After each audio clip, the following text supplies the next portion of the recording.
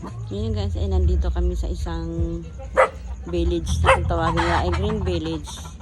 Dito kami ngayon, may Bible study. Actually, yung group 2 ang naka-assign dito. Pero ngayon, malilipat na ako dito na ako kasama nila. Ito yung Green Village kasi itong mga bahay daw dito ay bigay galing sa gobyerno.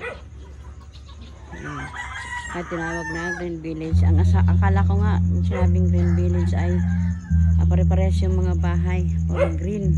Kasi style village talaga na mayaman. Yung pala, ganito yung tawag nila Green Village. Pero,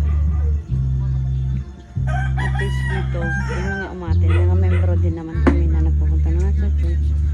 Ayan yung mga kasama ko. Ayan yung nag-share. Inaantay pa namin yung mga tao. Tapos ito yung place na pag-aanahan namin. Kubo siya. So dito rin ginaganap yung children's ministry. Yung Sister J naman yung nagpupunta rito at yung ibang youth. Kasi doon kami sa ibang baryo pag Saturday para sa children's. Maluwag siya guys. So see you later guys. Waiting kami sa mga nagtatawag pa kami doon sa mga member na pwedeng studian at kung may maiimbita sila.